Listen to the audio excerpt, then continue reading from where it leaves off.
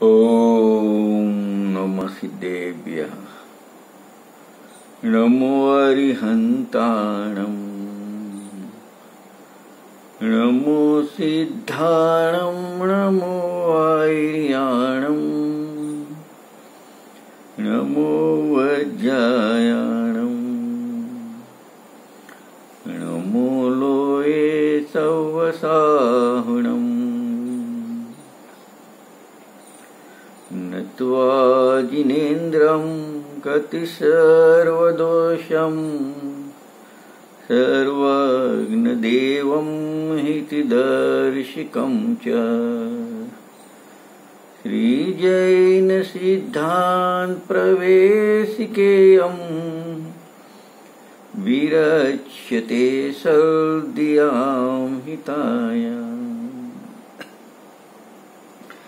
આદરણીય પંડિત શ્રી ગોપાલદાસજી બરૈયાકૃત શ્રી લઘુ જૈન સિદ્ધાંત પ્રવેશિકાનો ચોથો અધ્યાય, એના ઉપર આપણો સ્વાધ્યાય ચાલી રહ્યો છે। એના અંતર્ગત આપણે પહેલી, બીજી, ત્રીજી ગુણસ્થાનની ચર્ચા કરી અને જે ચોથું અવિરત સમ્યક્ત નામનું ગુણસ્થાન છે એના સ્વરૂપની પણ આપણે ગુણસ્થાનની પરિભાષા ઉપરથી અને લઘુ જૈન સિદ્ધાંત પ્રવેશિકાના 500 નંબરના પ્રશ્નો ઉપરથી ચર્ચા કરી હતી। હવે એ ચર્ચામાં બીજી પણ થોડી ચર્ચા કરી હતી। હવે આગળ થોડી ચોથા ગુણસ્થાનની ચર્ચાને આપણે વધારીએ છીએ।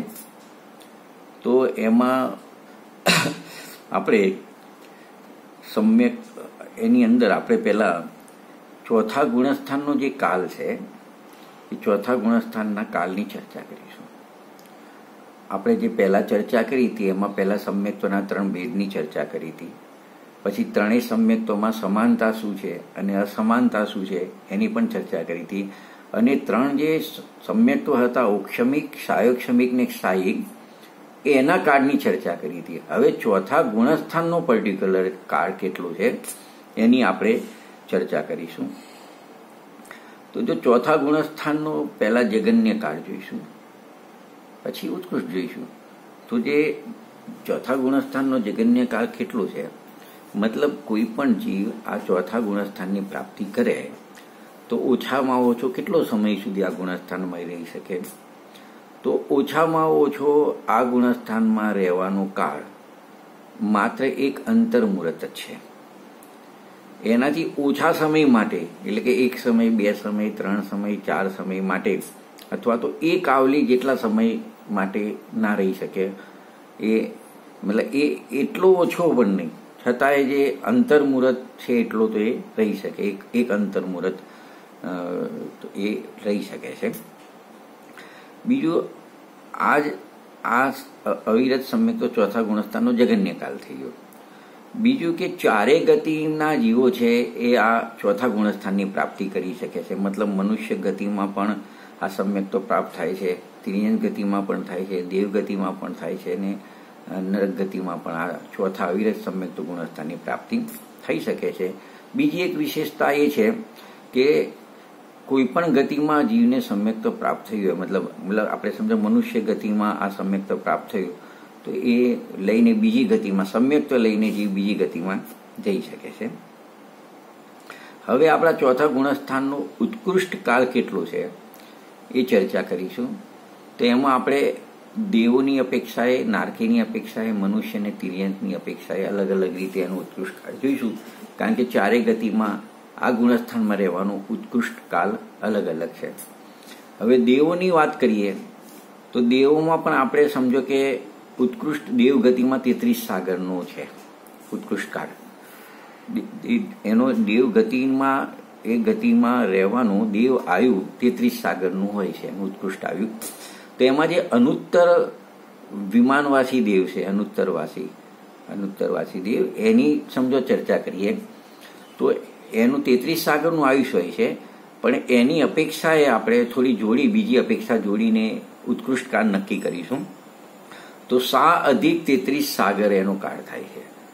તો 7+33 સાગર કેવી રીતે થયું કે 33 સાગર તો એનું પોતાનું એ વિમાનવાસી દેવનું આયુષ્ય છે, એનું અનુત્તરવાસી, અને સા અધિક એટલે કે એના કરતાં પણ વધારે તો એમ થાય કે સા અધિક એટલે વધારે કેટલું 33 સાગર ઉપર. તો જો કોઈ અનુત્તર વિમાનવાસી દેવ છે એ એક સમય ઓછો અને 33 સાગર ત્યાં પૂરા કરે ત્યાં સુધી આ ચોથા ગુણસ્થાનમાં રહે અને ત્યાંથી છૂટે, એ જીવ દેવગતિમાંથી છૂટે છે એટલે ત્યાંથી ચ્યુત થઈ અનુત્તર વિમાનવાસી દેવમાંથી ચ્યુત થઈ 1 કોટી પૂર્વ આયુષ્યવાળો મનુષ્ય થાય.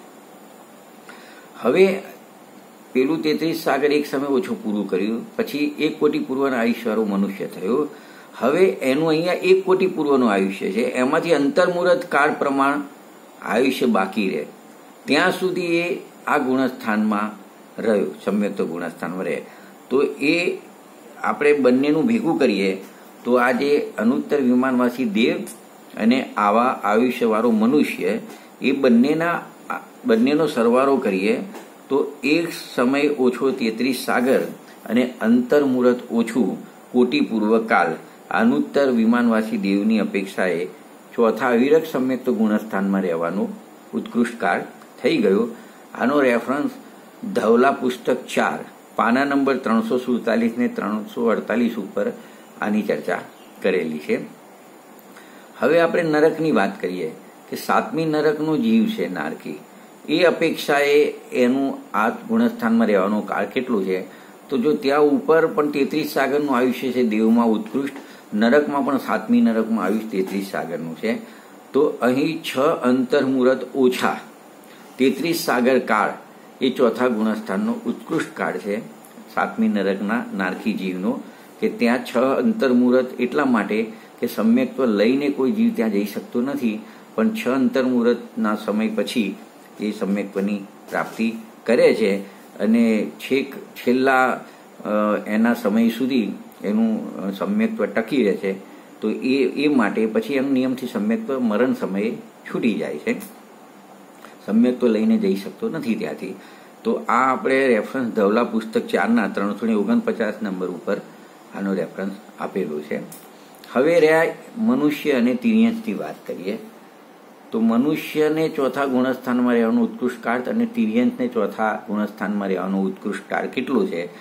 તો જે 3 પલ્ય એ મનુષ્યનો ઉત્કૃષ્ટ કાળ છે અને તિર્યંશનો 3 પલ્ય છે, તિર્યંશનો 3 પલ્ય છે ઉત્કૃષ્ટ કાળ. સર્વાત સિદ્ધિ જે ગ્રંથ છે એના પેજ નંબર 41-42 ઉપર આનો રેફરન્સ મૂકેલું છે. હવે આપણે જગન્ય કાળ જોયો, ચોથા ગુણસ્થાનમાં રહેવાનો ઉત્કૃષ્ટ કાળ જોયો. તો મધ્યમ કાળની વાત કરીએ તો જે જગન્ય કાળ એક અંતર્મુહૂર્ત છે, તેથી લઈ શરૂ કરીએ એનાથી લઈને 7+33 સાગરની વચ્ચેના જેટલા પણ ભેદ થઈ શકે એ બધા ચોથા અવિરત સમ્યક્ત ગુણસ્થાનનો મધ્યમ કાળ થઈ શકે છે. હવે ગમનાગમનની અપેક્ષાએ આપણે વિચાર કરીશું આ ચોથા અવિરત સમ્યક્ત ગુણસ્થાનનો, કે આ ચોથા અવિરત સમ્યક્ત ગુણસ્થાનમાંથી ગમન કયા કયા ગુણસ્થાનમાં થાય અને આ ગુણસ્થાનમાં આગમન કયા ગુણસ્થાનોમાંથી આવે.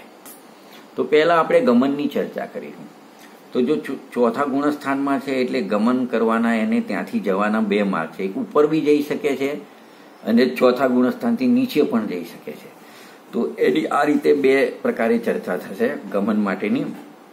તો આપણે પહેલા એ નક્કી કરીશું કે ચોથા ગુણસ્થાનથી ઉપરના ગુણસ્થાનોમાં જાય તો ઉપરના કયા ગુણસ્થાનોમાં આ જીવ ગમન કરી શકે છે.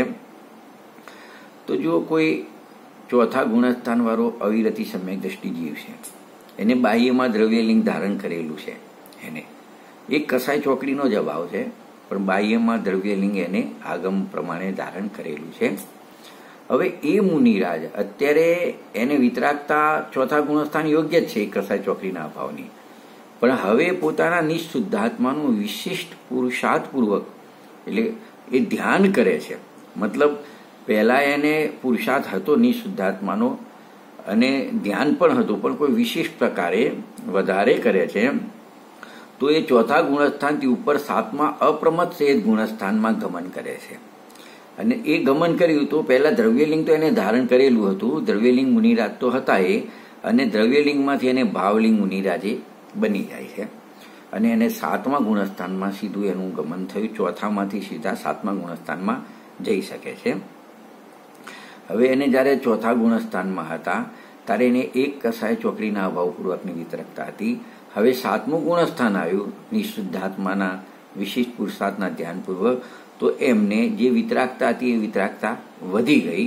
એટલે નિશુદ્ધાત્માનો જે આનંદ હતો એ કોઈ અપૂર્વ આનંદ પણ આવ્યો, એનો સ્વાદ પણ અતિન્દ્રિય આનંદનો સ્વાદ એમને અલગ પ્રકારનો વિશેષ પ્રચુર સંવેદન એમને થાય છે.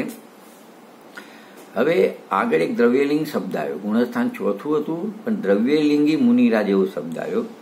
તો કોઈને એમ પ્રશ્ન થાય કે 4થા ગુણસ્થાનમાંથી 7મા ગુણસ્થાનમાં જવાની વાત ચાલે છે, ગમન કરવાની, તો દ્રવ્યલિંગી મુનિરાજ જ જઈ શકે છે એવી શરત કેમ મૂકી? એનું કારણ શું? તો એવું દ્રવ્યલિંગી એવો શબ્દ વાપરવાનું કારણ એ છે કે કોઈ જીવને જ્યારે સમજો કે 4થામાંથી 7મામાં જશે તો 7મામાં એને 3 કસાય ચોકડીને અભાવની વિતરાગતા પ્રગટ થશે. તો એ વખતે એને કપડાં પહેરવાનો રાગ નહીં હોય, હાર મુગટ રાજપાટનો કોઈ રાગ નહીં હોય. કેમ કે એ વખતે અને રાગ નથી તો એને કપડા આદિનો પરિગ્રહ પણ એને હોતો નથી. આમ રાગ અને બાહ્ય કપડા આદિના પરિગ્રહનો આવો સુમેળ હોય છે કે જ્યાં રાગનો અભાવ થયો, વિતરાગ ભાવ આવ્યો, તો સામે એના રાગ પણ હોતા નથી, અને રાગ નથી તો એ પરિગ્રહ પણ જોવામાં આવતો નથી. આવો એ બાહ્ય પરિગ્રહનો અને રાગ કે વિતરાગ ભાવનો નિમિત્ત નૈમિત્તિક સહજ જ સંબંધ હોય છે. એટલે મતલબ કે રાજપાટ કરવાનું, રાજપાટમાં રહેવાનું, કપડા આદિ પહેરવાનું કામ રાગ કરે છે, રાગ કરાવે છે. હવે જ્યાં 7મામાં જાય તો રાગ જ સમાપ્ત થઈ જાય છે, તો પછી કપડા કોણ પહેરશે, રાજપાટનું કામ કોણ કરશે? એટલે હવે સીધા 4થામાંથી 7મામાં જવું છે એ વખતે એટલી વિતરાગતા થઈ ગઈ ને રાગનો અભાવ થઈ જાય છે. તો એના પહેલા જ એમને ભલે 4થા ગુણસ્થાનમાં હોય, કોઈ 5મા ગુણસ્થાનમાં હોય, પણ એમની કશાયના મંદ મંદતર કે મંદતમ ઉદયમાં કપડા આદિ બાહ્ય પરિગ્રહનો, રાજપાટ આદિનો બુદ્ધિપૂર્વક એમને ત્યાગ થઈ જાય છે, અને એ જીવો પહેલા ભાવલિંગ આયા પહેલા દ્રવ્યલિંગને અંગીકાર કરે છે. આ રીતે જે જીવ 4થા ગુણસ્થાનમાંથી 7મા ગુણસ્થાનમાં જાય છે એ નિયમથી દ્રવ્યલિંગી મુનિરાજ જ 4થા ગુણસ્થાનમાંથી 7મા ગુણસ્થાનમાં ગમન કરે છે. એટલે આ નક્કી થઈ ગયું કે પહેલા દ્રવ્યલિંગ થાય અને પછી ભાવલિંગ આવે છે. એટલે દ્રવ્યલિંગ પૂર્વક જ ભાવલિંગ હોય છે. વસ્તુનું આવું જ સ્વરૂપ છે. આમાં કોઈ ફેર પડી શકે નહીં, 3 કાળમાં કોઈ ફરક પડી શકે નહીં.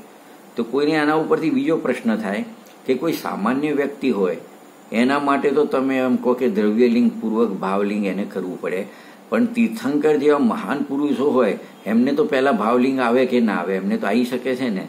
તો એનો ઉત્તર છે ના. સામાન્ય વ્યક્તિ હોય કે તીર્થંકર થવાવાળા મહાન પુરુષો હોય કોઈ, પરંતુ વસ્તુ સ્વરૂપનો નિયમ તો બધા માટે કેવો છે? એક સરખો જ છે. કૃપાળુ શ્રીમદજીએ પણ કીધું છે ને કે એક હોય 3 કાળમાં પરમાર્થનો પંથ. એટલા માટે પછી એ સામાન્ય વ્યક્તિ છે કે તીર્થંકર જેવા મહાન પુરુષો છે એવો કોઈ એમાં ભેદ હોતો નથી.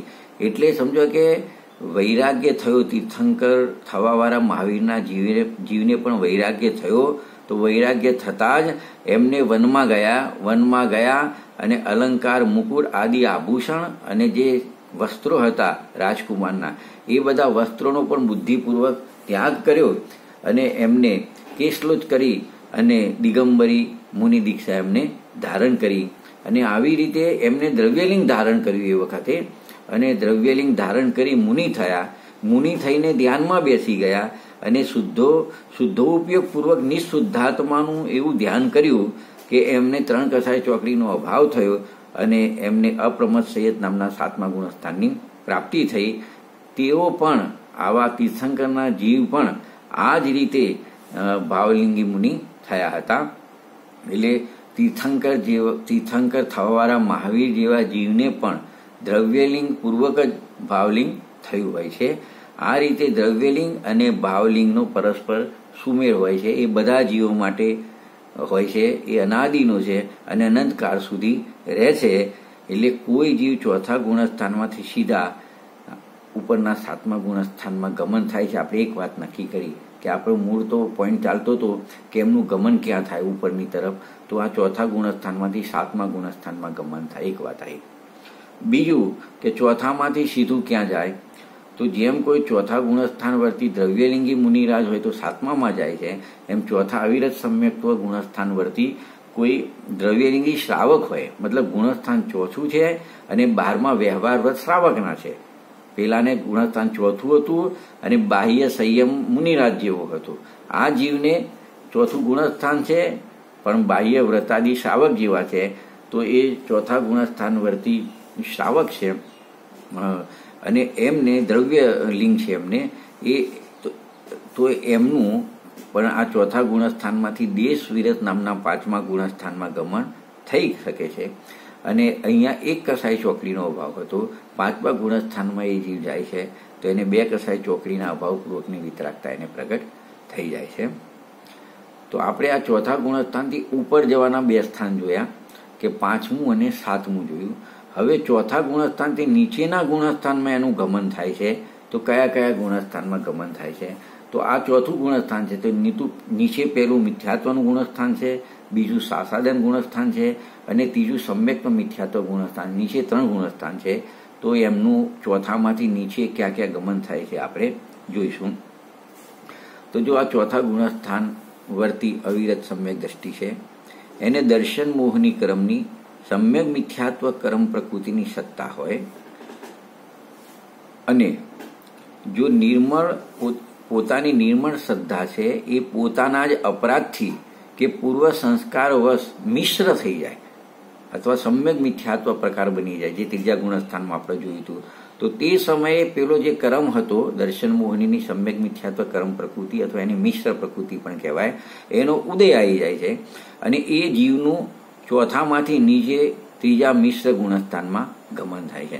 મતલબ જે નિર્મળ શ્રદ્ધા હતું એ પોતાના જ અપરાધથી પોતાના પૂર્વ સંસ્કારવશ એ મિશ્ર શ્રદ્ધા બની જાય છે સમ્યક મિથ્યાત્વ, અને આ બાજુ એને દર્શન મોહની કર્મની સમ્યક મિથ્યાત્વ મિશ્ર નામની કર્મ પ્રકૃતિની સત્તા પણ હોય છે. તો બંને કાર્યો એક જ સમયમાં થાય છે. જીવની આ વખતે અહીંયા શ્રદ્ધા મિશ્ર બની જાય છે અને આ બાજુ એ મિશ્ર કર્મ પ્રકૃતિ ઉદય આવે છે, તો એ જીવ ચોથાથી ત્રીજા ગુણસ્થાનમાં ગમન કરે છે. આવી રીતે એને અનંતાનુબંધીનું પરિણામ આવી જાય. આ ચોથા ગુણસ્થાનમાં રહેલા જીવને અનંતાનુબંધીનું પરિણામ આવી જાય, તો તે સમયે એને એવો પરિણામ બન્યો તો એ અનંતાનુબંધી કસાય કર્મનો ઉદય પણ આવી જાય છે અને એ જીવ બીજા સાસાદન નામના ગુણસ્થાનમાં ગમન કરે છે. અને સ્થાયિક સમ્યક દ્રષ્ટિને છોડી દો બાજુમાં, કારણ કે એને મિથ્યાત્વ કર્મ પ્રકૃતિની સત્તા હોતી નથી, પણ એ સિવાયના જીવને જો આ દર્શન મોહનીની મિથ્યાત્વ કર્મ પ્રકૃતિનો ઉદય આવે અને એવા પરિણામ મિથ્યાત્વ રૂપ થઈ જાય, તો એ જીવ પહેલા મિથ્યાત્વ ગુણસ્થાનમાં એનું ગમન થાય છે. આમ આપણે જોયું કે ચોથા ગુણસ્થાનમાંથી ઉપર તરફ ગમન 2 ગુણસ્થાનોમાં થાય છે, 5મામાં અને 7મામાં, અને નીચે તરફ આવે તો ચોથાથી નીચે ત્રીજામાં પણ આવે છે, બીજામાં પણ આવે છે અને પહેલામાં પણ આવી શકે છે. જેવો પુરુષાર્થ જેવી કર્મની યોગ્યતા ઉદયની એ બધા નિમિત્તિક સંબંધ છે, એ પ્રમાણે એનું ગુણસ્થાન બદલાય છે. હવે આ ગમનની વાત કરી, હવે આગમનની વાત કરીએ કે જીવ ચોથા ગુણસ્થાનમાં કયા કયા ગુણસ્થાનમાંથી આવે છે, ચોથામાં એનું આવું કયા ગુણસ્થાનમાંથી થાય છે. તો જો પહેલા આપણે જોઈએ કે સાદી કે અનાદિ મિથ્યા દ્રષ્ટિ જીવ છે, પહેલા ગુણસ્થાનમાં રહેલો છે, એ નીચ શુદ્ધાત્માનો આશ્રય કરે અને અનુભવ કરી લે તો એ મિથ્યાત્વ ગુણસ્થાનમાંથી સીધો ચોથા ગુણસ્થાનમાં અવિરત સમ્યક્ત નામના ચોથા ગુણસ્થાનમાં આવી શકે છે. બીજું જે ત્રીજા ગુણસ્થાનમાં જીવ રહેલો છે, સમ્યક મિથ્યાત્વ નામના ગુણસ્થાનમાં રહેલો જીવ છે, એ પણ નીચ શુદ્ધાત્માનું આશ્રય કરે તો એને પણ અવિરત સમ્યક નામનું ચોથું ગુણસ્થાન પ્રાપ્ત થઈ શકે છે, તેનું આગમન થઈ શકે છે. હવે આ નીચેની વાત કરી, બીજા ગુણસ્થાન વાળો ઉપર જતો નથી, એ નિયમથી નીચે પહેલા ગુણસ્થાનમાં જ જાય છે, એટલે એનું બીજા ગુણસ્થાનમાંથી આગમન ચોથામાં થઈ શકતું નથી. હવે ઉપરના કયા ગુણસ્થાનમાંથી, ચોથાથી ઉપરના કયા ગુણસ્થાનમાંથી ચોથા ગુણસ્થાનમાં આગમન થાય છે? તો જો ઉપર 5મું ગુણસ્થાન લઈએ તો દેશ વિરત ગુણસ્થાનવર્તી જીવો છે, એમનો પુરુષાર્થ એવો છે કે એમને 2 કસાય ચોકડીનો અભાવ થયેલો છે એમને, અને એટલી વિતરાગતા છે, પણ પોતાના પુરુષાર્થની હીનતા થઈ જાય તો પુરુષાર્થની હીનતા થતાં એમની વિતરાગતા ઘટી જાય છે તો એ અવિરત સમ્યક્ત્વ નામના ગુણસ્થાન ચોથા ગુણસ્થાનમાં એમનું આગમન થઈ જાય છે. એ જ રીતે છઠ્ઠા ગુણસ્થાનવર્તી મુનિરાજ છે, એમને પણ 3 કસાય ચોકડીના અભાવની વિતરાગતા છે, એમના પણ પુરુષાર્થની હીનતા થાય તો એ પણ છઠ્ઠામાંથી સીધા ચોથા ગુણસ્થાનમાં આવી શકે છે. જો ચોથામાંથી ગમન 7મામાં થાય છે, સીધું છઠ્ઠામાં નથી થતું, પણ આગમન કરવું હોય તો 7મામાંથી સીધો ચોથામાં નથી આવતો, 7મામાંથી છઠ્ઠામાં આવે જીવ, પછી છઠ્ઠામાંથી એ ચોથામાં આવી શકે છે. હવે એનાથી ઉપરની વાત કરીએ, છઠ્ઠાથી ઉપર મતલબ 7મું આવ્યું, છઠ્ઠું 7મું જનરલી, પછી શ્રેણીના ગુણસ્થાન આવે છે. તો એમાં આપણે ઉપસમ શ્રેણીની અપેક્ષાએ વાત કરીએ તો ઉપસમ શ્રેણીના જે ઉપરના ગુણસ્થાન છે 4, 8, 9, 10 ને 11, એ ગુણસ્થાનોમાં જીવનું મરણ થાય, એ ગુણસ્થાનો દરમિયાન જીવનું મરણ થઈ જાય તો તેમનું સીધું ચોથા ગુણસ્થાનમાં આગમન થાય છે. અને મરણના અંત સમય સુધી તો એમને શ્રેણીનું જે ગુણસ્થાન હોય એનું એ જ રહે છે. પછી ત્યાંથી વિગ્રહ ગતિનો સમય આવે, એ વિગ્રહ ગતિના સમયમાં પહેલા સમયથી જ વિગ્રહ ગતિના પહેલા સમયથી જ એમને ચોથું ગુણસ્થાન પ્રાપ્ત થઈ જાય છે. તો આ પ્રમાણે ચોથા ગુણસ્થાનમાં આગમન થાય છે. કે આપણે જોયું કે પહેલામાંથી પણ ચોથામાં આવી શકે છે, નીચે જોઈએ તો બીજા વારો આવી શકતો નથી, ત્રીજા વારો આવી શકે છે, ઉપર જોઈએ તો 5મા વારો આવી શકે છે, છઠ્ઠા વારો આવી શકે છે.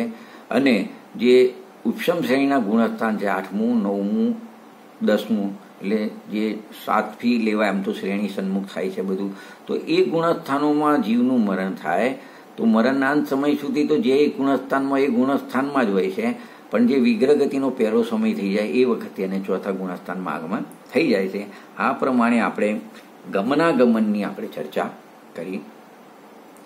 હવે આપણે એક બીજી ચર્ચા કરી છે, ખૂબ માર્મિક અને સમજવા જેવી છે આપણી ભૂમિકા પ્રમાણે, કે કોઈને એવો પ્રશ્ન થાય કે આવા અવિરત સમ્યક્ત ગુણસ્થાનની પ્રાપ્તિ કોઈને કરી હોય તો એની પાત્રતા કેવી હોય, કોણ આ અવિરત સમ્યક્ત ગુણસ્થાનનો અધિકારી બની શકે છે, એવો કોઈને પ્રશ્ન થાય. અથવા તો કોઈને એમ થાય મારે આ સમ્યક્ત પ્રગટ કરવું છે તો મારે પહેલાં મારી પાત્રતા કેવી હોવી જોઈએ. તો એનો ઉત્તર આપણે જોઈશું કે એને પહેલામાં પહેલું કામ તો એ કરવું પડે, એને ગ્રહિત મિથ્યાત્વનો ત્યાગ કરવો એને આવશ્યક છે.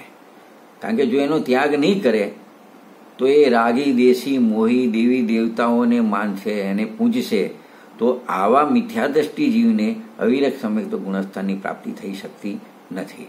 એટલે મતલબ એનો અર્થ કે વિતરાગ, સર્વજ્ઞ અને હિતોપદેશી દેવ સાચા દેવ છે, અને વિતરાગતાની પોષક જે જીણવાણી છે એ સાચા શાસ્ત્રો છે.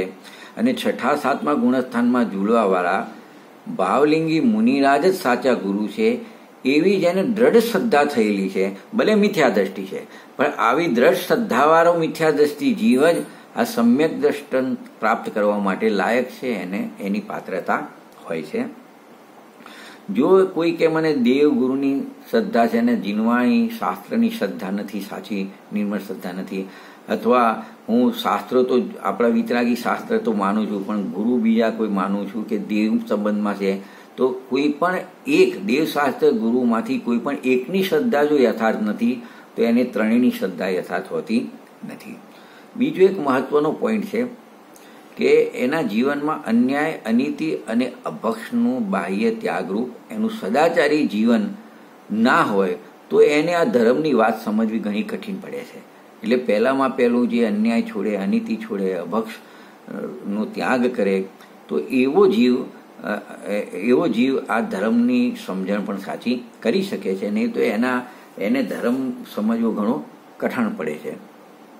તો અન્યાયમાં આપણે લઈશું કે અન્યાયમાં શું થઈ શકે, તો જે કામને સરકાર પણ અયોગ્ય માને, જો અન્યાયની વાત ચાલે છે, બરાબર છે, કે સરકાર એમ સમજે કે જે સમજો કોઈ કામ એવું હોય દંડને યોગ્ય હોય, સરકાર એને અપરાધ ગણીને જેલની સજા કરેલી હોય, એવા કાયદા બનેલા હોય, કોઈ એને અપરાધ ગણીને દેશ નિકાલની એની સજા થતી હોય, ફાંસી આદિની સજા આપતી હોય, આવા જેટલા પણ કામ છે એ કામ કરવાવાળો મનુષ્ય અન્યાય કરે છે અને એ સમ્યક્ત્વ માટે પ્રગટ કરવા માટે અપાત્ર છે.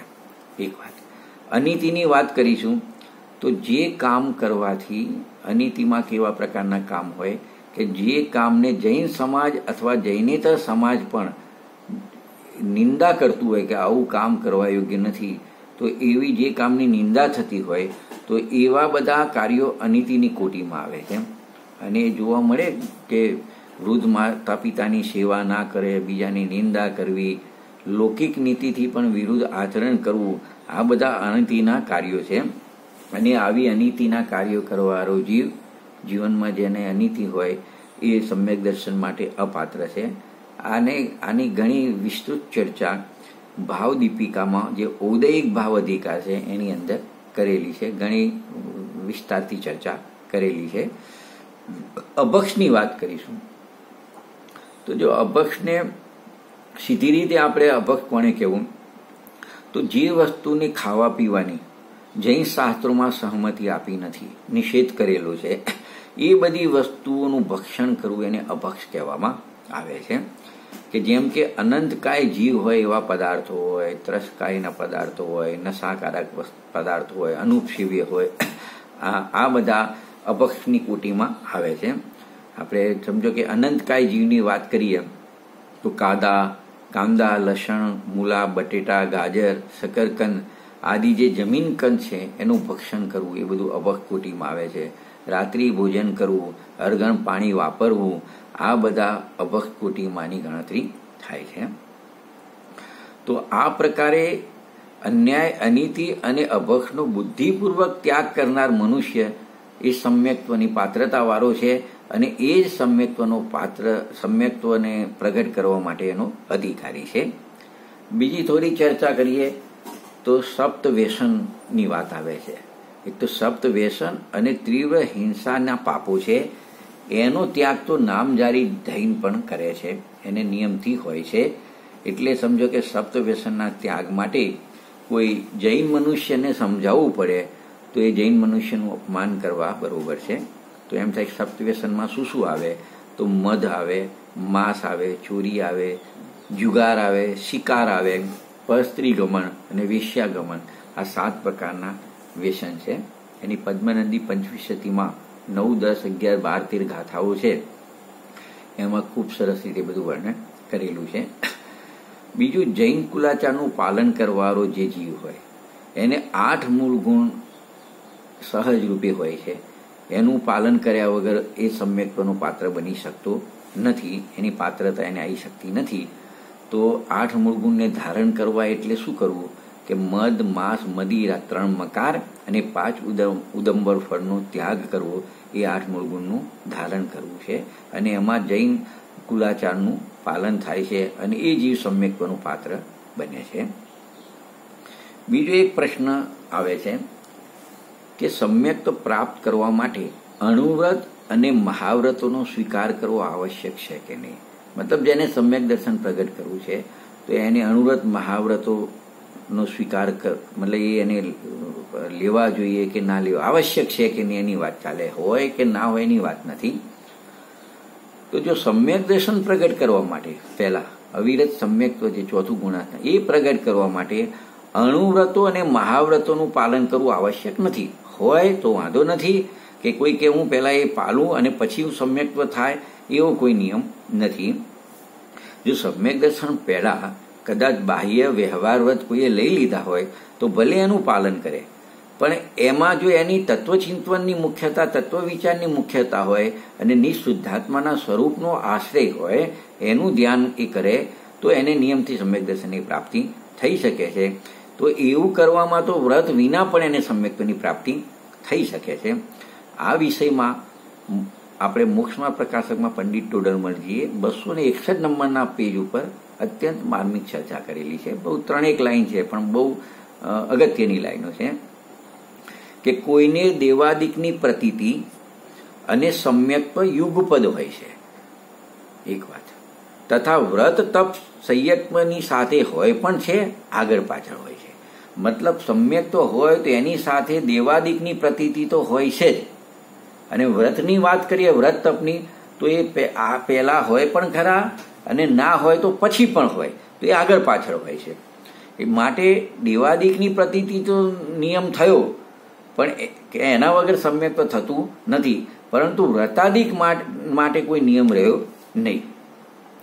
બીજું, ઘણા જીવો પહેલા સમ્યક્ત્વ થાય છે એમને, પછી વ્રતાદિકને ધારણ કરે છે, અને કોઈને યુગપદ પણ હોય છે કે પહેલા લીધેલા હોય અને પછી સમ્યક્ત્વ પ્રગટ થાય છે, આવું પણ જોવામાં આવે છે. હવે આ જે અવિરત સમ્યક્ત્વ નામનું ચોથું ગુણસ્થાન છે એનો વિશેષ વિચાર કરીશું આપણે. એની બીજી ઘણી બધી વિશેષતાઓ આ ગુણસ્થાનમાં રહેલી છે, તો આપણે એને થોડી જોઈશું. કે 1 નંબરમાં આપણે એ જોઈશું કે અવિરત સમ્યક દ્રષ્ટિ છે એ ગુણસ્થાનમાં એને વિશેષ પ્રકારના શુભ રાગ હોય છે, અને એના કારણે એ પ્રશસ્ત રાગના કારણે તીર્થંકર નામ પ્રકૃતિનો બંધ એ કરી શકે છે, થઈ શકે છે અને થાય છે ચોથા ગુણસ્થાને. એટલે દર્શન, વિશુદ્ધિ આદિ જે 16 કારણ ભાવનાઓ છે એ ભાવનાઓનાથી જ તીર્થંકર નામ પ્રકૃતિનો બંધ થાય છે. તો એમાં એક ભાવના મુખ્ય હોય છે કે બધા જીવોનું પરમ કલ્યાણ થાવ, બધા જીવો મારી જેમ મોક્ષ માર્ગી થઈને સુખી થાય, આવી જે ભાવના થાય છે, આવી સમ્યક દર્શન પૂર્વકની લોક કલ્યાણની અખંડ ભાવના થાય, એનું જ નામ દર્શન વિશુદ્ધિ ભાવના છે. અને એ દર્શન વિશુદ્ધિ ભાવના છે 16 ભાવનામાં, એ સમ્યક દર્શનનું મુખ્ય કારણ છે. બાકીની 15 જે ભાવનાઓ હોય છે એ હીન અધિક પણ હોઈ શકે છે, તો પણ ભલે હીન અધિક હોય પણ તીર્થંકર પ્રકૃતિનો બંધ થાય જો પેલી દર્શન વિશુદ્ધિ ભાવના મુખ્ય હોય તો. બીજો, ચોથા ગુણસ્થાનથી લઈને 7મા ગુણસ્થાન સુધી ક્યાંય પણ, ચોથામાં તો થાય છે પણ ચોથામાં, 5મામાં, 6મામાં, 7મા ગુણસ્થાનમાં અને 8મા ગુણસ્થાનના 6ઠા ભાગ સુધી આ તીર્થંકર પ્રકૃતિનો બંધ થાય છે. અને પણ બંધ તો 8મા ગુણસ્થાનના 6ઠા ભાગ સુધી થાય છે, પણ ઉદય એનો ક્યારે આવે તો આ તીર્થંકર નામ પ્રકૃતિનો ઉદય એને 13મા અને 14મા ગુણસ્થાનમાં જ આવે છે, એ વખતે હોય છે. એના કારણથી બાહ્યમાં સમોસરણ વગેરે વિભૂતિ જોવામાં આવે છે. બીજી એક મહત્વની વાત છે કે આ અવિરત સમ્યક્ત્વ ગુણસ્થાન થાય છે જીવને, ત્યાંથી એને પારમાર્થિક અતિન્દ્રિય સુખની પ્રાપ્તિ થાય છે. કારણ કે આ પહેલાના જે નીચે ગુણસ્થાન છે, નીચેના, એ તો નિયમથી દુઃખના ગુણસ્થાનો છે, મિથ્યાત્વના ગુણસ્થાનો છે, દુઃખના ગુણસ્થાન છે. એટલે જીવ ચોથું જ્યારે એને થાય છે ત્યારે એને અતિન્દ્રિય સુખની પ્રાપ્તિ થાય છે. બીજું, એને એક આ ચોથા ગુણસ્થાનમાં આવવાથી જ અંતરાત્માની સંજ્ઞા મળી જાય છે. જે પર્યાય અપેક્ષાએ આત્માના 3 ભેદ છે ને, બહિરાત્મા, અંતરાત્મા ને પરમાત્મા. તો જે જ્યાં સુધી આ ચોથા ગુણસ્થાનમાં જીવ નથી આવતો ત્યાં સુધી એ બહિરાત્મા હોય છે, અને જેવું ચોથું ગુણસ્થાન પ્રગટ કરે છે એને અંતરાત્માની સંજ્ઞા એને મળી જાય છે. અને આ ચોથાથી 12મા ગુણસ્થાન સુધીના બધા જીવોને અંતરાત્મા કહેવાય છે. નીચેના જીવો બધા બહિરાત્મા છે, અને 12માંથી ઉપરના જીવોને પરમાત્મા કહેવામાં આવે છે. એને કે સકલ પરમાત્માને નિકલ પરમાત્મા, અરિહંત સકલ પરમાત્મા છે અને સિદ્ધ ભગવાન નિકલ પરમાત્મા છે. એટલે આ ચોથા ગુણસ્થાન વાળા જગન્ય અંતરાત્મા કહેવાય છે, કારણ કે 4થી 12મા સુધી છે ને અંતરાત્મા, એટલે ચોથા ગુણસ્થાન વાળાને જગન્ય અંતરાત્મા કહેવામાં આવે છે. 5મા અને 6ઠા ગુણસ્થાન વર્તી જીવને મધ્યમ અંતરાત્મા કહેવામાં આવે છે, અને 7મા ગુણસ્થાનથી લઈને 12મા ગુણસ્થાન વર્તી મહામુનિરાજ છે એમને ઉત્તમ અંતરાત્મા કહેવામાં આવે છે. બીજી એક વિશેષતા એવી છે કે ચોથા ગુણસ્થાનમાં સમ્યક્ત્વની આગળ એક અવિરત શબ્દ પડ્યો છે. અવિરત સમ્યક્ત્વમાં અવિરત શબ્દ એટલે મતલબ એ અંત દીપક છે. અંત દીપક છે એટલે કે અવિરતિનો અહીંયાથી અંત થઈ જાય છે. એટલે આના પહેલા જે ગુણસ્થાનો હતા એમ એ અવિરતિ વાળા હતા, અને ચોથાથી ઉપર જાય, 5મામાં જાય તો અવિરતિ શબ્દ નીકળી જાય છે, એટલે એને અંત દીપક કહેવામાં આવે છે. એટલે સમજો પહેલા ગુણસ્થાનને અવિરતિ મિથ્યાત્વ, અવિરતિ સાસાદન, અવિરતિ મિશ્ર અથવા સમ્યક મિથ્યાત્વ, અને ચોથા ગુણસ્થાનને અવિરતિ સમ્યક્ત્વ કહીએ છીએ. એટલે એને દરેક જગ્યાએ અવિરતિ શબ્દ નથી વાપર્યો, પણ ચોથામાં અંત દીપક કહી દીધું. એનો મતલબ આગળના 3 ગુણસ્થાનમાં પણ અવિરતિ હોય છે, પરંતુ એ દરેકની અવિરતિમાં ઘણું અંતર હોય છે, એક સરખી હોતી નથી. ભલે અવિરતિ છે ગુણસ્થાનોની, પણ એમાં અંતર, ડિફરન્સ જોવામાં આવે છે. બીજું કે આ ગુણસ્થાનમાં જીવ આવે છે એટલે મિથ્યા દ્રષ્ટિ હોય છે એનાથી રહિત થઈ જાય છે, મિથ્યાત્વથી રહિત થઈ જાય છે, સમ્યક દ્રષ્ટિ બની જાય છે મિથ્યા દ્રષ્ટિમાંથી. માટે એને દ્રષ્ટિ મુક્ત પણ કહેવામાં આવે છે. એની દ્રષ્ટિમાં એને મુક્ત એવો પોતાનો આત્મા સિદ્ધ સમાન છે એની દ્રષ્ટિ કરી એને દ્રષ્ટિમુક્ત પણ કહેવામાં આવે છે. બીજું, ભવ્યત્વની અભિવ્યક્તિનો પ્રારંભ ચોથા ગુણસ્થાનથી થાય છે. કેટલાય જીવો ભવ્ય છે પણ હજુ ભવ્યતા પ્રગટ થઈ નથી. ચોથું ગુણસ્થાન થતા એને ભવ્યતા પ્રગટ થઈ જાય એટલે મોક્ષ માર્ગની શરૂઆત થઈ જાય છે, રત્નત્રયની શરૂઆત થઈ જાય છે. એટલે જે ભવ્યત્વપણું હતું ને એ ભવ્યત્વપણાની અભિવ્યક્તિ થઈ જાય છે. અને સિદ્ધ દશા થાય ત્યારે તો ભવ્યત્વ શક્તિનું ફળ મળે છે. એટલે સિદ્ધ દશામાં ભવ્યત્વ શક્તિનો અભાવ બતાવવામાં આવે છે, તો ત્યાં ભવ્યત્વનું ફળ મળે છે. હવે એક પ્રશ્ન એ પ્રકારે થાય કે સમ્યક દર્શનની પ્રાપ્તિ કરવી છે તો શુદ્ધાત્માનું ધ્યાન છોડીને બીજો કોઈ ઉપાય ખરો સમ્યક દર્શન પ્રગટ કરવા માટે, કે એક શુદ્ધાત્માના ધ્યાનથી જ સમ્યક દર્શનની પ્રાપ્તિ થાય, એવો એક પ્રશ્ન થઈ શકે છે. તો જુઓ કે જેવી રીતે સમ્યક ચારિત્ર અને એની પૂર્ણતા શુદ્ધાત્માના ધ્યાનથી જ થાય છે. એક વાત, સિદ્ધ દશાની પ્રાપ્તિ કરવી હોય તો પણ એ નિયમથી નિશુદ્ધાત્માના ધ્યાનથી જ થાય છે. એવી જ રીતે સમ્યક દર્શનની ઉત્પત્તિ પણ નિયમથી શુદ્ધાત્માના ધ્યાનથી જ થાય છે. બીજો કોઈ ઉપાય એનો છે નહીં. જે પૂછ્યો હતો ને કે નિશુદ્ધાત્માના ધ્યાનથી જ સમ્યક દર્શનની પ્રાપ્તિ થાય છે કે એનો બીજો કોઈ ઉપાય છે, તો કે નિશુદ્ધાત્માના ધ્યાનથી જ સમ્યક દર્શનની પ્રાપ્તિ થાય છે, અન્ય બીજો કોઈ ઉપાય છે નહીં. કારણ કે જે આ સમ્યક ચારિત્રની શુદ્ધાત્માના ધ્યાનથી થાય છે તો સમ્યક દર્શન પણ નિશુદ્ધાત્માના ધ્યાનથી થાય છે. કેમ કે બંને ભાવ છે, સમ્યક દર્શન હોય, સમ્યક જ્ઞાન હોય કે સમ્યક ચારિત્ર હોય, એ બધા આત્મા આશ્રિત વિતરાગ ભાવ છે. સમ્યક દર્શન ને સમ્યક ચારિત્ર એ આત્મા આશ્રિત વિતરાગ ભાવ છે. બીજું, આ બંનેમાં સમ્યક દર્શન અને સમ્યક ચારિત્રમાં નિમિત્તરૂપ જે બાધક કર્મ છે, મોહની કર્મ, બંનેમાં એક જ કર્મ છે કે સમ્યક દર્શનનું બાધક પણ મોહની કર્મ છે અને સમ્યક ચારિત્રનું બાધક પ્રતિપક્ષી કર્મ પણ મોહની કર્મ છે. તો મોહની કર્મના જે બે ભેદ પડે છે, એક દર્શન મોહની કર્મ અને ચારિત્ર મોહની કર્મ. તો સમ્યક દર્શનનું પ્રતિપક્ષી કર્મ દર્શન મોહની છે અને સમ્યક ચારિત્રનું પ્રતિપક્ષી કર્મ ચારિત્ર મોહની છે.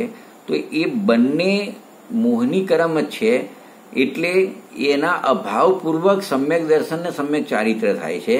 માટે એની પ્રાપ્તિનો ઉપાય પણ બંનેનો એક જ છે કે એક મોહની કર્મનો અભાવ કરવો છે અને મોહની કર્મનો અભાવ શુદ્ધાત્માના આશ્રયપૂર્વક જ થતો હોય છે. આ કારણે નક્કી થયું કે સમ્યક દર્શનની પ્રાપ્તિનો ઉપાય એક નિશુદ્ધાત્માનું ધ્યાન કરવું એ જ છે, અન્ય બીજો કોઈ ઉપાય નથી. હવે જો અંતિમ આ ગુણસ્થાનમાં ચર્ચા આપણે કરીએ તો 3 પ્રશ્નોની ચર્ચા આપણે કરી શકીએ છીએ કે એ આપણે શ્રી લઘુ જૈન સિદ્ધાંત પ્રવેશિકાની અંદર પણ 501, 502 અને 503 નંબરનો પ્રશ્ન મૂકેલો છે. તો એ સિમ્પલ છે, જે દરેક ગુણસ્થાનમાં આ પ્રશ્નો મૂકેલા છે. આ 3 પ્રશ્નો ગુણસ્થાનના અંતમાં, મુખ્ય 4 પ્રશ્નો હોય છે દરેક ગુણસ્થાનમાં સિદ્ધાંત પ્રવેશિકામાં, કે આ ગુણસ્થાનનું સ્વરૂપ શું છે એવો એક પ્રશ્ન મૂકેલો છે. પછી 3 પ્રશ્નો એ મૂકેલા છે કે આ ગુણસ્થાનમાં કેટલી કર્મ પ્રકૃતિઓનો બંધ થાય છે, કેટલી કર્મ પ્રકૃતિઓનો ઉદય હોય છે અને કેટલી કર્મ પ્રકૃતિઓની સત્તા હોય છે. તો એવો જ પ્રશ્ન આપણે પહેલા ગુણસ્થાનમાં બી કર્યો હતો, બીજા ગુણસ્થાનમાં બી હતો, ત્રીજા ગુણસ્થાનમાં હતો અને ચોથા ગુણસ્થાનમાં પણ એ જ પ્રશ્ન મૂકેલો છે. તો એનો આપણે ઉત્તર જોઈશું કે આ જે અવિરત સમ્યક તો ચોથું ગુણસ્થાન છે એની અંદર બંધની વાત કરીએ તો 47 કર્મ પ્રકૃતિઓનો બંધ થાય છે કુલ, કે આ ગુણસ્થાનમાં જીવ હોય 77 કર્મ પ્રકૃતિઓનો બંધ થાય છે, કે ચોથા ગુણસ્થાનમાં જીવ રહેલો હોય તો એને 77 કર્મ પ્રકૃતિઓનો બંધ થાય છે અને એને ઉદય 104 કર્મ પ્રકૃતિઓનો એને ઉદય હોય છે. બીજું, એની સત્તાની વાત કરીએ તો સામાન્ય રૂપથી તો જે 148 કર્મ પ્રકૃતિ છે એ બધી 148 કર્મ પ્રકૃતિઓની સત્તા હોય છે. એમાં આપણે સાહિક સમ્યક દ્રષ્ટિ, આ ચોથું ગુણસ્થાન છે સમ્યકનું, એમાં સાહિક સમ્યક દ્રષ્ટિની વાત કરીએ તો એને 141 કર્મ પ્રકૃતિઓની સત્તા હોય છે. એ સિવાયના જે હોય છે આ ગુણસ્થાનમાં એમને 148 કર્મ પ્રકૃતિઓની સત્તા હોય છે. આ રીતે આપણે અવિરત સમ્યક્ત્વ નામના ચોથા ગુણસ્થાનની આપણે ચર્ચા કરી અને હવે આપણે આના પછીના સ્વાધ્યાયમાં આપણે પંચમ ગુણસ્થાનની ચર્ચા કરીશું. અહીં આપણે વિરામ લઈએ છીએ. જય જિનેન્દ્ર.